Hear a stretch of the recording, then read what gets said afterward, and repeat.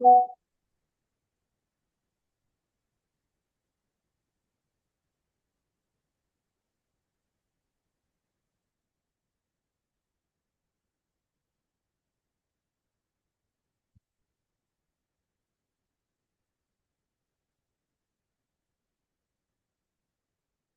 नीरज, आपको मेरी आवाज आ रही है?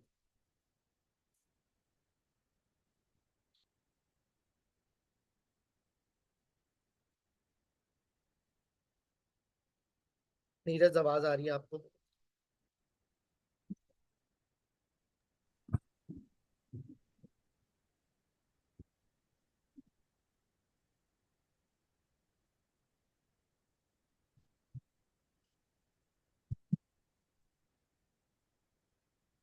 समी, आवाज आ रही है आपको मेरी?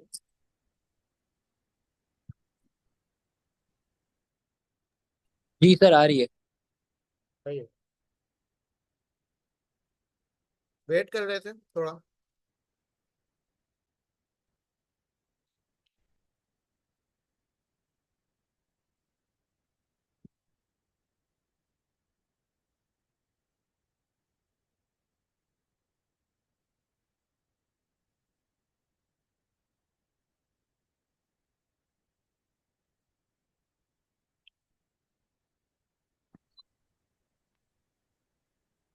अस्सलाम वालेकुम शाहिद।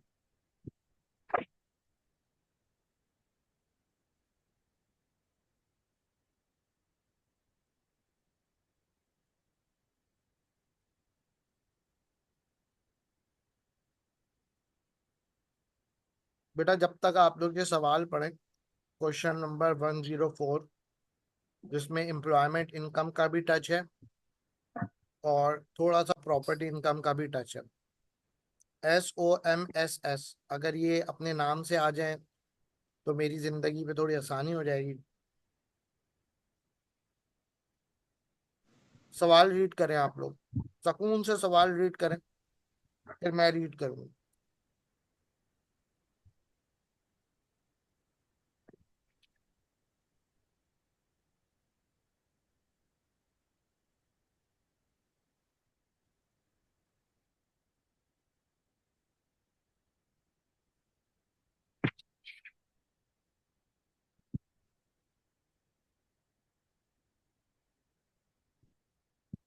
शायद मैं, अल्लाह का शुक्र है, ठीक हूँ। मैं लेमन सैंडविच खा रहा हूँ।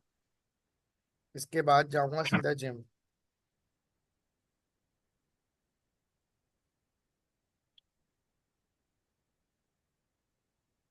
आप लोग जब तक पढ़े, मैं 1 मिनट में बस आया।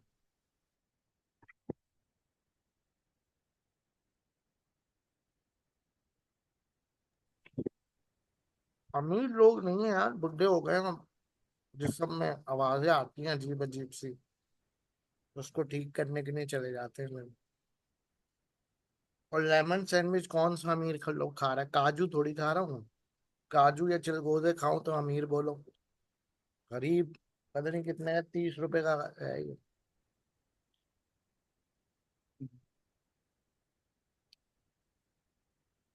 और अब आप पार्ले जी खाने वाले हो गए। ये गरीब लोग खाते हैं लेमन सैंडविच ना, अमीर लोग बड़, दूसरे बिस्किट्स खाते हैं। कौन से होते हैं? व्हीट वाले, देसी घी। ये अबे हम लोग, देसी घी यहाँ पे 2500 रुपए किलो है। गरीब हम लोग हैं, अफोर्ड नहीं कर सकते भाई।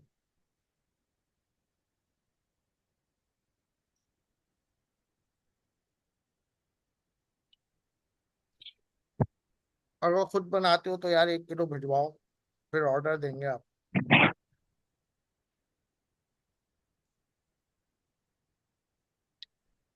आप लोगों ने मुझे वीडियो के अलावा देखा है वैसे? वैसे देखा? नहीं नहीं, शायद इंशाल्लाह हो जाएगा पास। वीडियो के अलावा देखा आप लोगों ने? नहीं।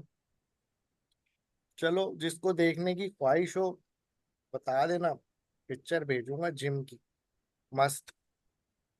शायद मोटिवेट हो जाओ आप लोग भी। चलो स्टार्ट करते हैं, हाँ। लेट्स स्टार्ट अ क्वेश्चन, एक ऐसा क्वेश्चन है जो मुझे लगता है एम्प्लॉयमेंट इनकम में ना बहुत सारी चीजें कवर करता है। और अगर मैं एग्जामिनर होता तो डेफिनेटली ऐसा ही सवाल देता जिसमें मैं मैक्सिमम चीजों को कवर कर पाऊँ। ठीक है, तो आज हम ऐसे ही सवाल करने जा रहे हैं। इसमें ऐसा कुछ नहीं होगा जो कि हमने अभी तक नहीं पढ़ा। इसमें सारी चीजें ऐसी होंगी जो हमने पढ़ी हुई। ठीक है, चलो पढ़ते हैं। Richard Tyre is employed by PPLC, मैं पूरा नाम नहीं लूंगा, Crock PLC, as a computer programmer. एक रिचर्ड बंदा है जो कंप्यूटर प्रोग्रामर में पीपीएलसी में हायर्ड हुआ है। Richard has tried to prepare his own income tax computation for the tax year 23-24। Memon बच्चा है, खुद बनाना चाह रहा है computer operator. Just a moment please.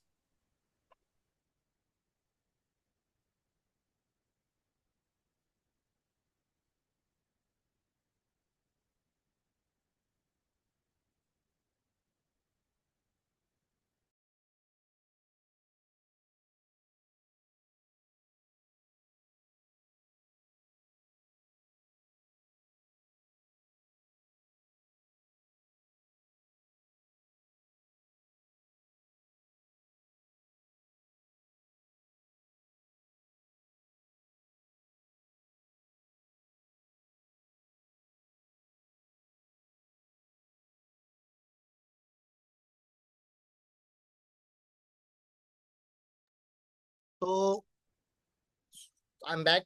तो मेमन बच्चा है, खुद बनाना चाह रहा है अपना इनकम टैक्स रिटर्न, है कंप्यूटर प्रोग्रामर, मगर हरकतें उसकी बिल्कुल कंजूसों वाली है। ठीक है, तो कहना है ask something, are the class taken regularly, yes no, Saturday and Sunday 7 p.m. EST time. Okay now, तो हम क्या कहता है although but he has found it more difficult than expected. आसान समझ रहा था, हलवा समझ रहा था। फायर है ये, fire. Although the section which Richard has completed are correct. कह रहे जो सेक्शन मैंने लिख दिए हैं वो करेक्ट है। ठीक है, उस पे तो कोई सवाल ही नहीं पैदा होता कि वो गलत है। फिर कहता है there are significant number of omissions. Omissions मतलब क्या कहता है कि वो उसको नहीं आ रहे थे। तो जैसे आपको कोई चीज नहीं आती एमसीक्यूज में तो छोड़ के आ जाते हो, वहां जहां नेगेटिव मार्किंग होती है एसीसीए में मत छोड़ के आना।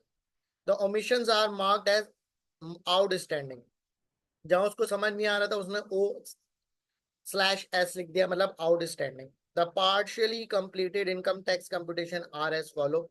ये पार्शियली है जिसमें उसने एम्प्लॉयमेंट इनकम सही लिखी, एम्प्लॉयमेंट इनकम की हेडिंग डालकर सैलरी सही लिखी है 41,030।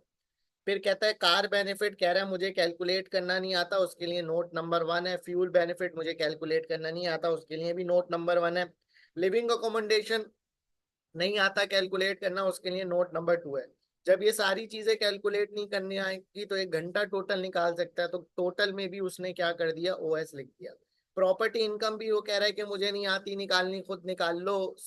बिल्डिंग सिक्योरिटी इंटरेस्ट भी नहीं आता मुझे, सोसाइटी इंटरेस्ट भी नहीं आता मुझे, तुम निकाल लो। नहीं, वो उसने निकाल लिया। डिविडेंड खुद निकाल लिया उसने। टोटल वो नहीं निकाल सकता क्योंकि हर जगह ओएस की एडिशन हो रही है। पर्सनल अलाउंस की उसको नॉलेज है, टैक्सेबल इनकम नहीं निकाल सकता क्योंकि टोटल नहीं है उसके पास सही। आगे उसको रेट्स का भी नहीं अप्लाई कर सकता क्योंकि हर जगह ओएस आ रहा है। तो बेसिकली हमें ओएस को खत्म करना है। जब ये ओएस खत्म हो जाएंगे तो ऑटोमेटिकली हमारा फॉर्मेट ठीक हो जाएगा। कोई सवाल किसी को यहाँ तक सिनेरियो समझ आया? जी, कोई सवाल? सिनेरियो समझ आया, सवाल का मकसद समझ आया, क्या करना चाह रहे हैं हम लोग?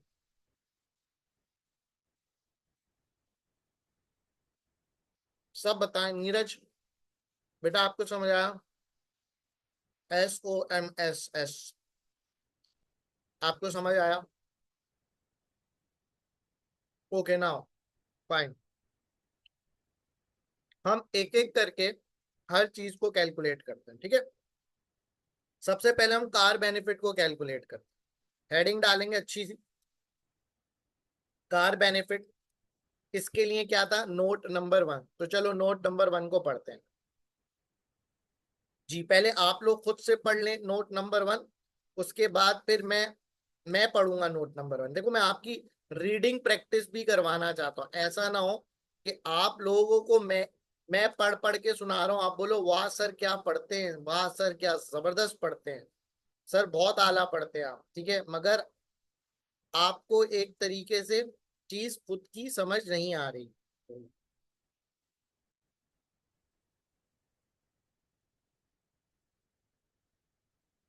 बेटा आपको स्क्रीन शेयर हो रही है सब?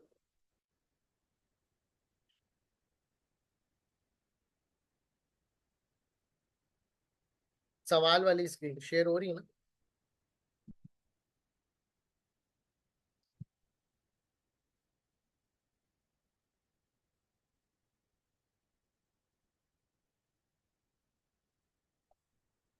5 मिनट।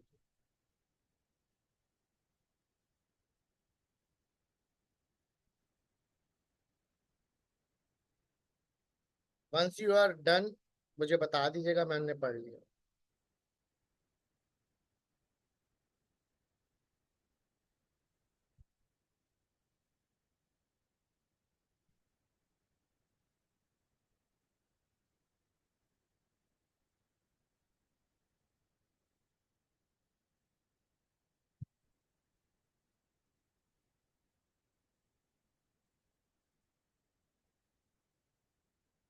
या ओके लेट्स स्टार्ट। अब मैं पढ़ता हूँ। Throughout the tax year 23-24, PPLC provided Richer with a petrol car, highlight कर देंगे इस वर्ड को, petrol car, which has a list price of 17,900, जिसकी लिस्ट प्राइस है 17,900। तो तुम लोगों को पता है कि कार बेनिफिट निकालने का क्या फॉर्मूला है? तो कार बेनिफिट निकालने का फॉर्मूला है list list price multiply by CO2 emission, ठीक है। तो लिस्ट प्राइस तुम्हारे पास आ चुकी है, जो कि कितनी है बेटा? अच्छा बिफोर डिस्काउंटेड होनी चाहिए, मेक श्योर बिफोर डिस्काउंटेड होनी चाहिए, आफ्टर डिस्काउंट नहीं। तो यहाँ पर कुछ नहीं लिखा तो हम समझेंगे ये बिफोर डिस्काउंट ही है, ठीक है। CO2 इमिशन वो कह रहा है 109 ग्राम पर किलोमीटर है, जैसे कि तुमको पता है, कल भी बात बताई थी, 55 ग्राम पर किलोमीटर पर कितना परसेंट होता है? 16 होता है। उसके ऊपर जो होता है वो हमें कैलकुलेट करना होता है, ठीक है। अबव के बाद हमें कैलकुलेट करना होता है कैसे? 109 माइनस 55 डिवाइडेड बाय 5, और हम कहते थे ऐड कर लेंगे, ठीक है, ऐड कर लेंगे। अब यहाँ पर आ रहा है 26 समथिंग, राइट? यहाँ पर क्या आ रहा है? 26 समथिंग आ रहा है। 0.8, हमें पॉइंट को बिल्कुल ही इग्नोर करना होता है, इस तरीके से जैसे हम आजकल बाबर आजम को इग्नोर कर रहे हैं, ठीक है। इसी तरीके से पॉइंट को इग्नोर कर दो। मतलब क्या? इसका मतलब ये है कि sir 26%, yes it has to be 26%। Got it? कोई सवाल? अब आपके पास CO2 इमिशन की परसेंटेज भी आ गई है, आपने यहाँ पे 26% लगा दिया, ठीक है। 26% लगाने के बाद आप देख लो क्या सिनेरियो बनता है, आपने मल्टीप्लाई कर दिया इसको। बट ये तो सर पूरे 12 महीने का बना, आपको गाड़ी कब प्रोवाइड हुई थी? जुलाई, जुलाई अगस्त सितंबर अक्टूबर नवंबर दिसंबर जनवरी फरवरी मार्च। तो क्या मैं इसको 9/12 करूंगा? क्या मैं इसको 9/12 करूंगा? 9/12, ठीक है। तो ये मेरा कार बेनिफिट आ गया, ये मेरा बेटा कार बेनिफिट आ गया। किसी को कोई सवाल कार बेनिफिट में?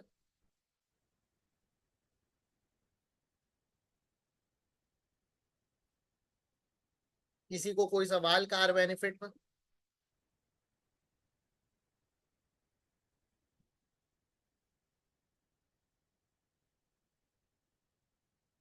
कार पूरे साल के लिए दी थी? कोई बता नहीं रहा भाई।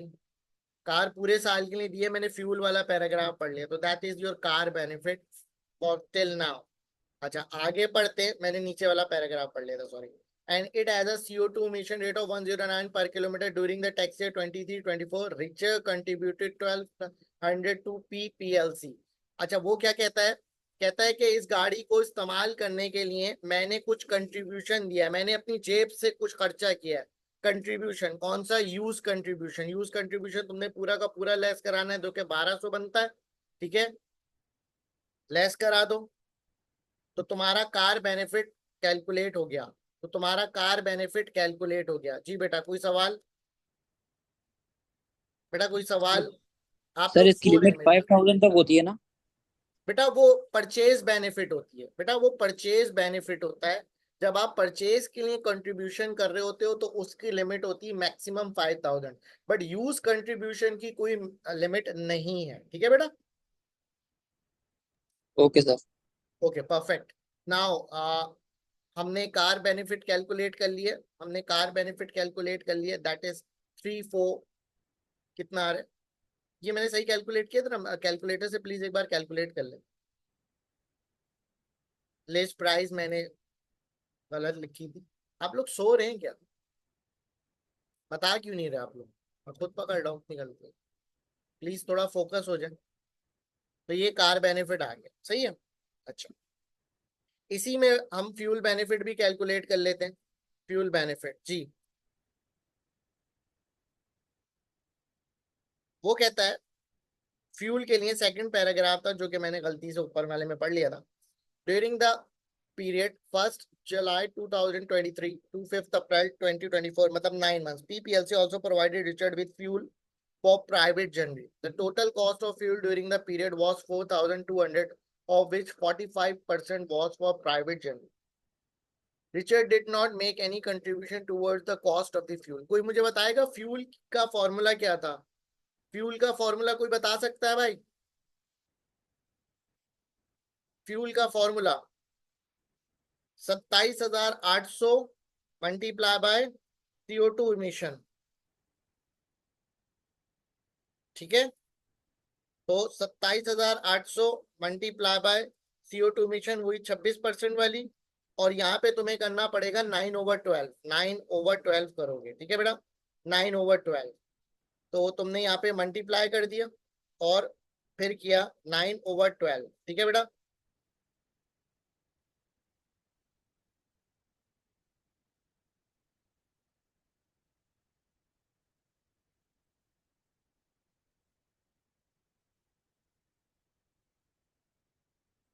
क्या नहीं, यही यार, ये वाला वर्जन जो है ना, उसका मजा नहीं करता। ठीक है बेटा, कोई सवाल? देखो बेटा, समझो, समझो। आप लोग देखें, मैं 1 मिनट में आया बस, प्लीज देखें, समझे, सीखें बेटा।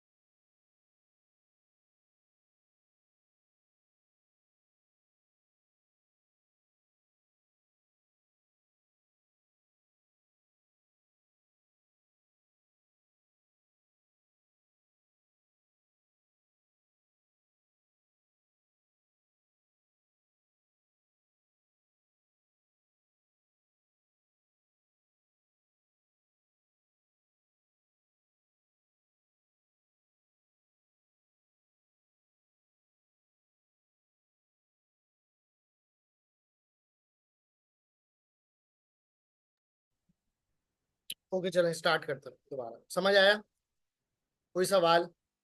कोई सवाल नहीं तो मैं लिविंग अकोमोडेशन की तरफ जा रहा हूँ। सर एक क्वेश्चन है। जी जी। सर अगर रिचर्ड ने इसमें कंट्रीब्यूशन करी हुई होती, जैसे लिखा हुआ है Richard did not make any contribution, अगर इसमें करी हुई होती तो क्या करते? कहाँ, फ्यूल में या कार में? फ्यूल में। रिचर्ड ने कंट्रीब्यूशन भले करे या ना करे, फ्यूल में हम लेस नहीं करते। फ्यूल में फ्यूल की कॉस्ट भले गिवन हो, फ्यूल की प्राइवेट यूसेज परसेंटेज गिवन हो, फ्यूल की अपनी कंट्रीब्यूशन गिवन हो, कुछ नहीं करते हम। क्योंकि बेटा ये वाला जो फैक्टर है ना, ये फिक्स फैक्टर इन्होंने डाल दिया, जिसकी वजह से इसमें हम कंट्रीब्यूशन को लेस नहीं कर सकते। ठीक है। Okay sir, got it. Okay, moving towards living accommodation. Throughout the tax year 23-24, PPLC provided Richard with living accommodation. घर दे रहा है. The property has been rented by PPLC since 6th April 2023 at a cost of 1100 per month. On 6th April 2023, the market value of the property was 1,22,000 and it's an annual value of 8,600. ठीक है, दोबारा repeat करते हैं. Through out the tax year 23-24, ये लफ्ज क्यों पढ़ते हैं? ताकि हमें पता चल जाए ये बेनिफिट 12 महीने का है या अपॉर्शन होगा. पीपीएलसी प्रोवाइडेड, कंपनी ने प्रोवाइड किया रिचर्ड को with living accommodation. The property has been rented by PPLC since April 2023 at a cost of 1100 per month. On 6th April 2023, the market value of the property was 1,22,000 and it has an annual rental value of 8,600. देखो इसमें आपको एक annual rental value भी given है, कितनी है? 8,600. अच्छा, एक और बात कह रहा है. एक और बात क्या कह रहा है? वो कह रहा है कि ये वाली जो प्रॉपर्टी है, ये जो पीपीएलसी है वो रेंट पे देती है. कितना देती है? Employer paid rent. वो कितना पे करता है? 1100 का रेंट पे करता है पर मंथ. और कितने महीने का करता है? 12 महीने तक करेगा डेफिनेटली. तो मैंने क्या कहा था, एनुअल रेंटल वैल्यू भी गिवन हो सकती है और एम्प्लॉयर पेड रेंट की अमाउंट भी गिवन हो सकती है. एम्प्लॉयर मतलब कंपनी. ठीक है, तो हमने क्या बोला था, हम सिलेक्ट करेंगे विच एवर इज हायर. तो हायर कौन सा है? 13,200. तो ये हमारा बेनिफिट बनता है. यस और नो बेटा, यस और नो? अच्छा सर, यहाँ पर आपने एक्सपेंसिव अकोमोडेशन कैलकुलेट नहीं करी. बेटा नहीं कर सकता कैलकुलेट. उसकी वजह ये केस नंबर 1 है कि एम्प्लॉयर ने कहा जाओ रेंट पर कोई भी पसंद करके आ जाओ घर. ठीक है बेटा, समझ आई बेटा? यहाँ तक कोई सवाल है तो पूछ ले please. Do ask question, do ask question. Sir repeat once again. Subhash, okay. Fuel, fuel वाला बता दूं? अच्छा, फ्यूल का बेटा कुछ भी नहीं है, सिंपल सा है सुभाष. बहुत सिंपल सा रूल है कि फ्यूल बेनिफिट की एक अमाउंट फिक्स्ड होती है 27,800. उसको मल्टीप्लाई करते हैं CO2 इमिशन परसेंटेज से. अच्छा, ये फिक्स्ड अमाउंट है, इसका कुछ नहीं कर सकते आप. ये आपको याद होनी चाहिए. CO2 इमिशन हमने वही वाला कैलकुलेट किया था जो गाड़ी वाला था. ठीक है, वही यूज होता है फ्यूल में भी. वही यूज होता है फ्यूल में भी, चेंज नहीं होता. हम इसको मल्टीप्लाई कर देंगे. मगर ये फ्यूल कब से देना स्टार्ट किया था? लिखा हुआ है जुलाई से, तो मैंने इसको 9/12 कर दिया. अब जितनी भी आगे फ्यूल के बारे में बातें लिखी हुई हो सब इग्नोर की जाती हैं, चाहे वो फ्यूल की कॉस्ट गिवन हो, चाहे वो फ्यूल की जो भी लिखा हो कि उसने कंट्रीब्यूशन करा. कुछ भी नहीं करना हमें, बस मंथ्स देखने फ्यूल के और फॉर्मूला लगाना है. ठीक है,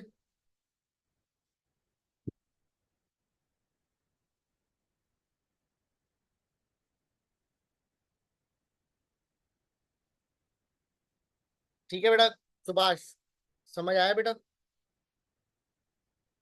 जी बेटा, सुभाष समझ आया? Okay perfect.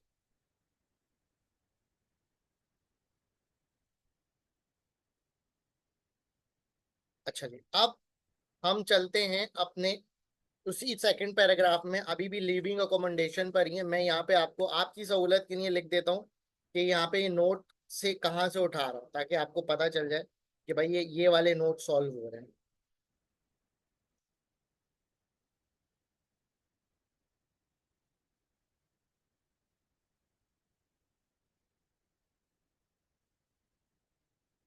Fine. Okay, now moving towards another benefit that is called use benefit, right? ये भी नोट नंबर 2 में ही छुपा हुआ है, इसको कहते हैं यूज बेनिफिट।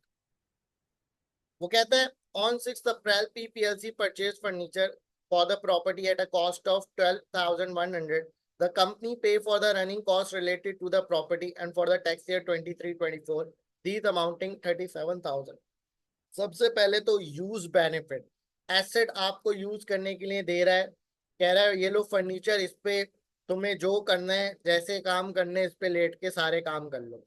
ठीक है, तो ये भी आपके लिए एक तरीके से बेनिफिट है। ठीक है, ये भी आपके लिए बेनिफिट हुआ ना बेटा, फर्नीचर वो दे रहा है, तो क्या फर्नीचर आपके बेनिफिट में काउंट आउट नहीं होगा? ठीक है, इसी तरीके से घर को चलाने की कुछ कॉस्ट होती है। अब वो जैसे लेट सपोज वो कॉस्ट क्या हो सकती है, वो कॉस्ट लेट सपोज बिजली का बिल वगैरह दे रहा है वो, ठीक है, ये रनिंग कॉस्ट में ही आता है, पानी का बिल दे रहा है, ठीक है, गैस का बिल दे रहा है, दैट्स कॉल्ड रनिंग कॉस्ट। तो 3,700 इज ऑल्सो योर बेनिफिट। देखो बेनिफिट का सिंपल सा एक फंडा बताता हूँ, वो खर्चा जो तुम्हारी जेब से होना चाहिए था वो तुम्हारी जेब से नहीं हो रहा, मालिक की जेब से हो रहा है, तो वो बेनिफिट बनेगा। बहुत कॉमन सेंस की बात है ये, ठीक है बेटा, क्लियर हो गई? तो हमने यहाँ प्रॉपर्टी से रिलेटेड सारे बेनिफिट्स कैलकुलेट कर लिए। अब हम इसके फॉर्मेट को कवर कर सकते हैं कुछ हद तक। एम्प्लॉयमेंट इनकम हेडिंग आएगी, salary 41030, car benefit, fuel benefit, पहले इसके फॉर्मेट वाली चीजें लिखेंगे, लिविंग,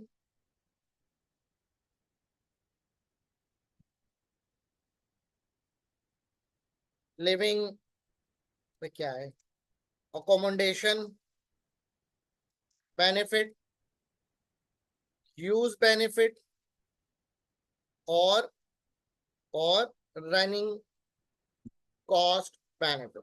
ठीक है सर, ये तो फॉर्मेट में थे ही नहीं उसके बेनिफिट। हाँ तो नहीं थे तो तुम्हें ही पिकअप करने थे ना, तो तुम्हें ही तो ये तलाश करने थे। मैंने ये लिंक कर दिया, पेपर में भी आप ऐसे ही लिंक करोगे ताकि अगर इन केस अल्लाह ना करे बाद में कोई करेक्शन होती है तो वो ऑटोमेटिकली चेंजिंग होती चली जाए हर जगह।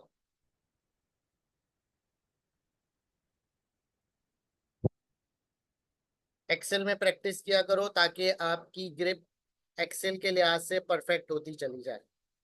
फाइन। अच्छा, तो ये आपकी आ गई एम्प्लॉयमेंट इनकम, आपने कैलकुलेट कर ली एम्प्लॉयमेंट इनकम, ठीक है, आपने ऐड कर लिया, तो आपके पास आ गई एम्प्लॉयमेंट इनकम। भाई लिखना चाहो भाई लिख लो, इनर कॉलम में लिखना चाहो इनर कॉलम में लिख लो, मुझे कोई मसला नहीं, ठीक है, ये आपकी आ गई एम्प्लॉयमेंट इनकम। अच्छा जी, अब हम करते हैं प्रॉपर्टी इनकम पर बात। प्रॉपर्टी इनकम, प्रॉपर्टी इनकम के लिए अच्छा यहाँ पर तुम चाहो तो वर्किंग, यहाँ पर तुम कह सकते हो N1। ठीक है, ये तुमने कहाँ से चीजें निकाली हैं, N1 से निकाली हैं। ये भी तुमने कहाँ से N1 से निकाली है, ये तुम्हारी N2 में थी, ये भी तुम्हारी N2 में थी, ये भी तुम्हारी N2 में थी। तुम यहाँ पे अपने अपने रेफरेंसेस दे रहे हो एग्जामिनर को, तुम यहाँ पर अपने रेफरेंसेस दे रहे हो एग्जामिनर को। ठीक है बेटा, प्रेजेंटेशन मैटर्स।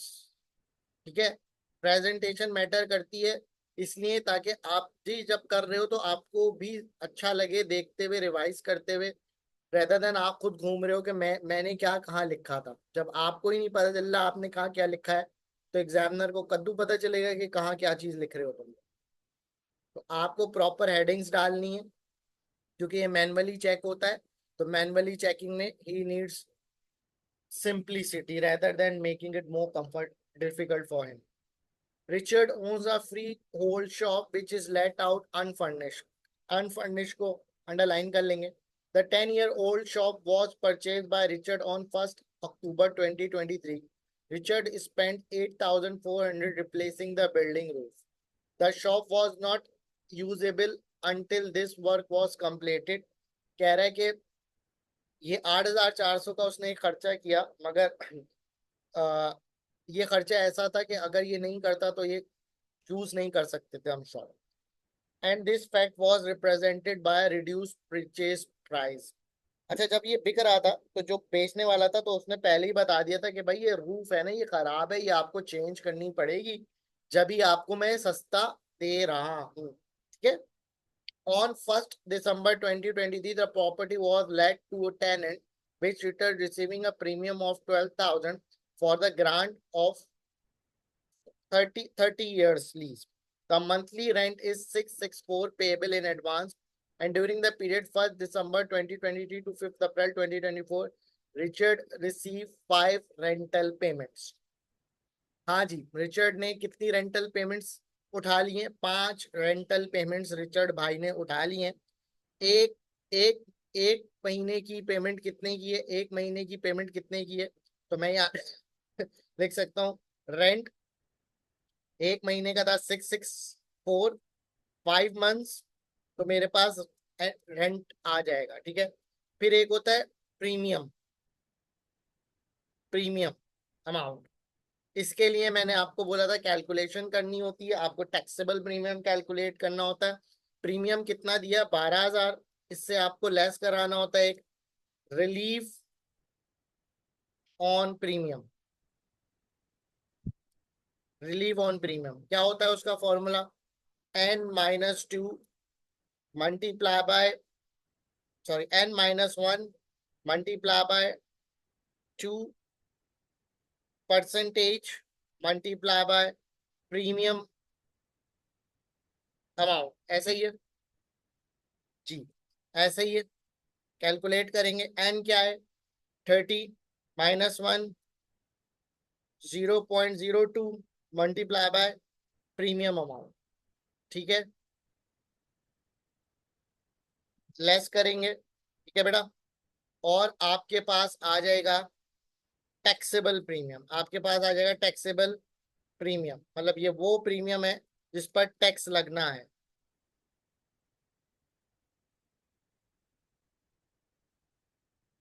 टोटल आपके पास, टोटल रेवेन्यू, रेवेन्यू जो आपके पास से आता है वो आता है ये। टोटल रेवेन्यू जो आपके पास आता है वो आता है आपके पास ये। ठीक है। क्लियर? कोई सवाल, कोई प्रॉब्लम, कोई इशू, कोई एतराज?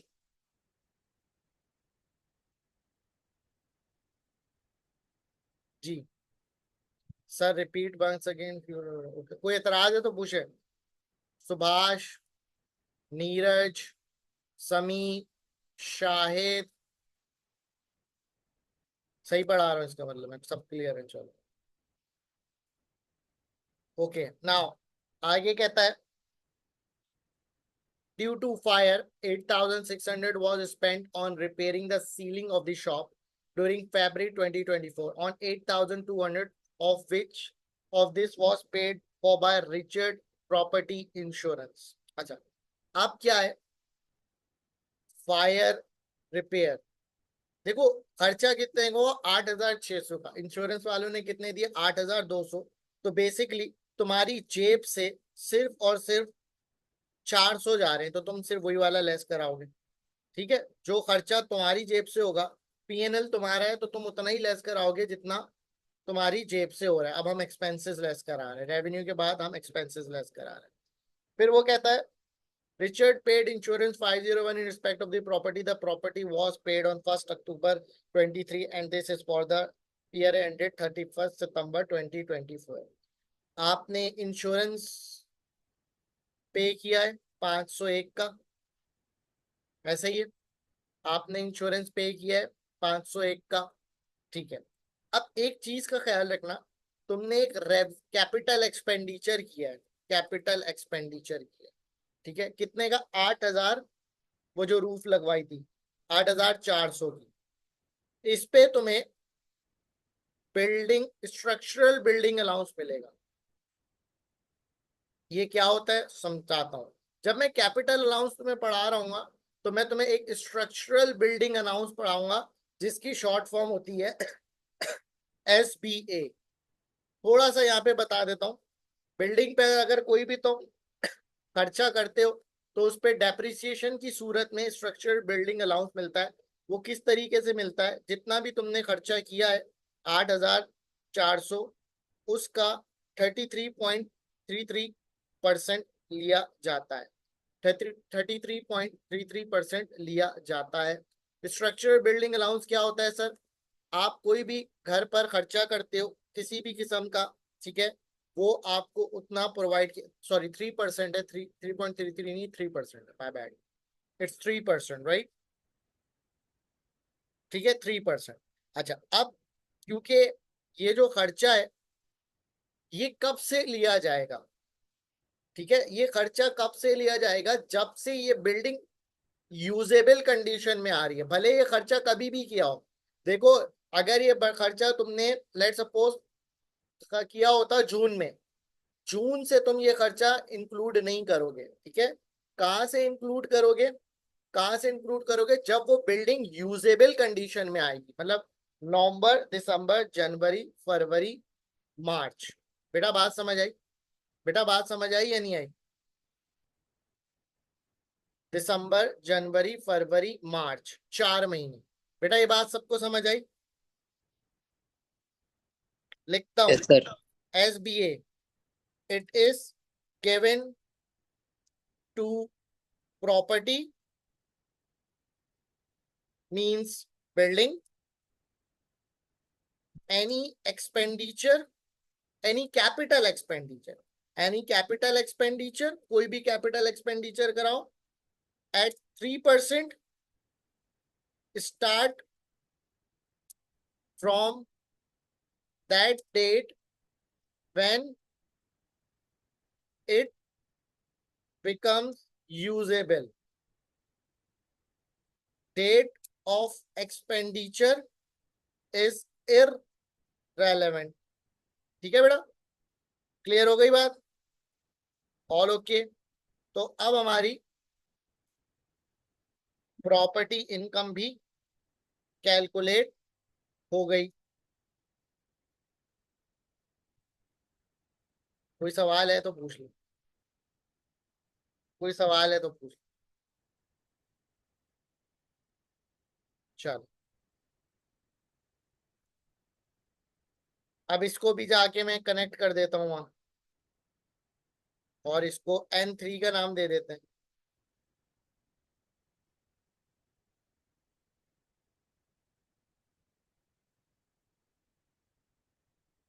ठीक है। अच्छा, तो इसने बिल्डिंग सोसाइटी इंटरेस्ट, बेटा ये तो इसने खुद कैलकुलेट कर दिया है। डिविडेंड 5,800, ये भी इसने खुद कैलकुलेट कर दिया। ठीक है, हमारे पास टोटल इनकम आ गई, ऐसा ही है, ये मेरी टोटल इनकम है। बट सर मैं ऐसे नहीं कैलकुलेट करता, ये तो उसने बहुत फजूल तरीका सिखाया है, ये मैं इसको टोटल इनकम बोल देता हूँ। यहाँ पर मैं नॉन सेविंग का खोलता हूँ, सही है, फिर मैं यहाँ पर सेविंग का खोलता हूँ सर, फिर मैं डिविडेंड का खोलता हूँ। ठीक है। अच्छा, तो डिविड ये आपकी यहाँ पर आ गई, ये आपकी यहाँ पर आ गई, ये यहाँ पर आ गई, और ये यहाँ पर आ गई। आपने सबको ऐड करना है, हम अपने ही लॉजिक से चलेंगे। वो तो मेमन बच्चा है, उसने तो कंजूसी करने के चक्कर में सब कबाड़ा कर दिया। ठीक है, ओके, तो ये तुम्हारी, ठीक है। अच्छा, अब तुम्हें क्या करना होता है, यहाँ से तुम्हें पर्सनल अलाउंस लेस कराना है। पर्सनल अलाउंस जो कि कितना है, 12,570, 12,570 तुमने यहाँ रखा। ठीक है,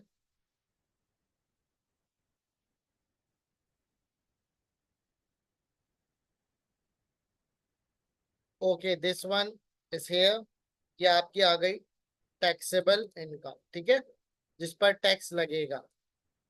आप हायर रेट हो, कैसे पता चल रहा है? क्योंकि 37,700 पर आपकी बात खत्म हो रही है। ठीक है। अच्छा, आप क्या करना है, 64 तुम्हें खुद कैलकुलेट करना है, 64,000 में से 37,700 पर 20% लग जाएगा। रिमेनिंग क्या है आपका इसमें से, उस पर 40% लग जाएगा, क्योंकि आप हायर रेट टैक्स पेयर हो तो पहले 500 पर 0% लगेगा, रिमेनिंग पर 40% लगेगा। ठीक है।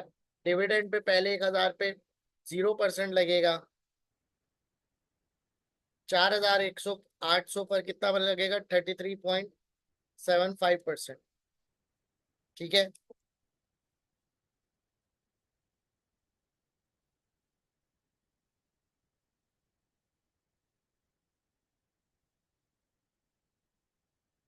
क्रॉस चेक कर सकते हैं हम अपना कि हमारी क्रॉस चेकिंग सही है।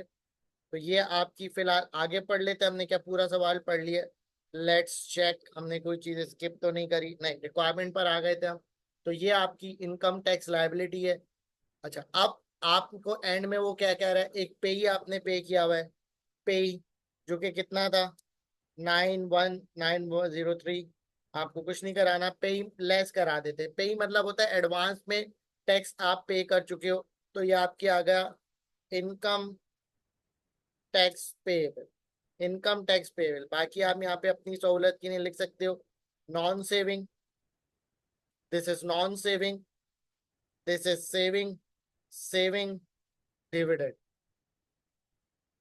एंड द डिविडेंड, सेविंग,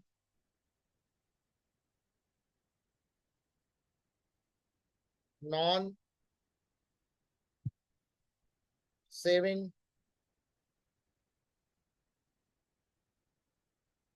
सही है। ये,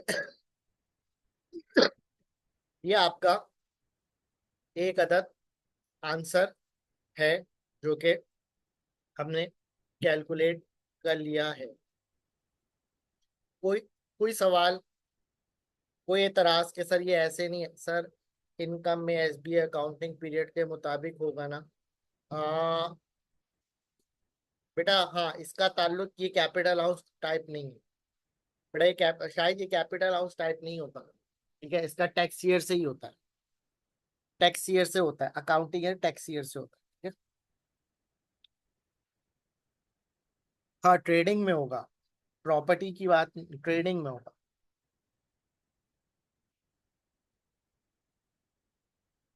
कोई सवाल? अच्छा, तो ये एक अच्छा सवाल था। आई होप नीरज, शाहिद, सुभाष, समी, या आपने समझा अच्छे तरीके से। आप में से केएनएस वाले में कौन कौन है, और ACCA online.co वाला कौन है? सर पूरा आंसर दिखा दी, ये लो भाई, ये रहा पूरा आंसर आपका। इसको थोड़ा और इंसान के बच्चों की तरीके से कर लेते।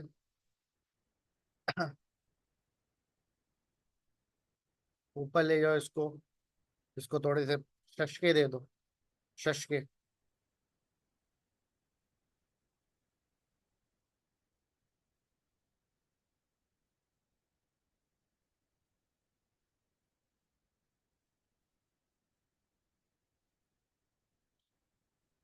और इसको ऊपर ले जाओ, ये उधर उधर जो बिखरे पड़े हुए हैं ना चीजें, ये आपकी सेटल डाउन हो जाएंगी। इसको भी ऊपर ले जाओ।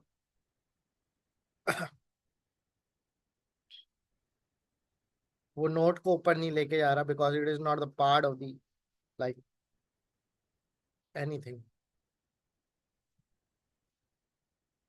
तो बेटा ये आपका पूरा सवाल का जवाब है।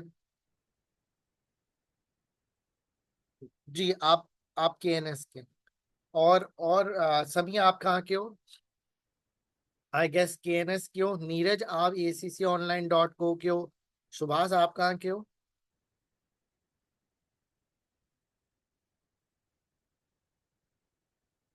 अच्छा, ये भी पूछ सोच के बता रहे हो क्या, मतलब इसमें भी इतनी देर देर से जवाब दे रहे हो? ओके, दो हमारे पास KNS के बच्चे हैं, दो हमारे पास आ, मेरे ख्याल से ACCA के है ना, online. मैंने क्या बोला था कि आहिस्ता आहिस्ता करके ना आबादी कम होती चली जाएगी। फुल चीते चल रहे होते हैं, कहते हैं हम सब खुद कर लेंगे, फिर बाद में ये कहते हैं कि सर खामिस रूड हो रहे होते हैं। केएनएस क्या है सर? ये केएनएस एक जगह है जहाँ पे बेटा शामी कबाब कच्चे मिलते हैं, फ्राई करके खाते हैं। बेटा मैं पब्लिसिटी किसी भी कॉलेज की नहीं कर सकता, मैं बहुत मजबूर हूँ, मैं बीच में हूँ। मैं किसी किसी को कुछ रिकमेंड नहीं कर सकता, खुद समझ लें, खुद देख लें। नाराज हो जाते हैं, कभी वो नाराज हो जाते हैं। मैंने बोला मैं ही नाराज हो जाता हूँ, मैं पढ़ाता ही नहीं, कहीं भी नहीं पढ़ाऊंगा, छुट्टी करूंगा। कोई सवाल?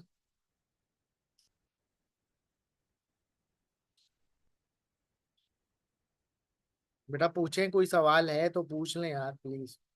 नेक्स्ट चैप्टर हमारा होगा trading income with capital allowance, one of the most important one. Trading income with capital allowance. चले मिलते हैं नेक्स्ट सैटरडे। किसी को कोई सवाल? बेटा क्लास एंड हो गई है, ठीक है नीरज?